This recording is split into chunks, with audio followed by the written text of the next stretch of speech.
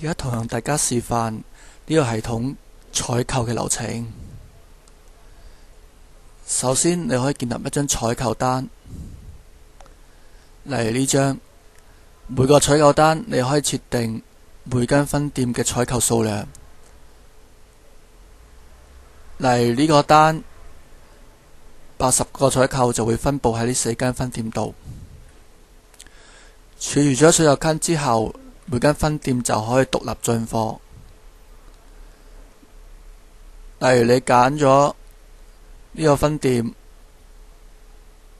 系統會自動幫你喺採購單度分開咗未採購嘅數量。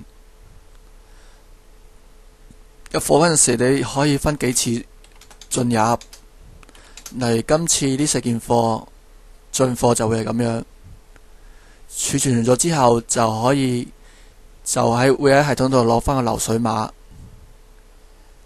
例如呢5件貨，第一個流水碼就353，之後就354、355、3556、3567，你就可以印條碼出嚟噶啦。呢個係一個示範，咁個條碼呢就會有個設計就會係咁樣。呢度係嗰個貨品嘅條碼，最尾嗰5個字係個流水碼。每一個條碼會有2張條碼紙，係方便你貼喺兩個唔同嘅位置。銷售嗰陣時，你只要嘟落去，系統就會幫你分咗呢件貨同埋呢件流水碼係賣咗啊、維修啊、調貨啊、借貨啊定係退貨。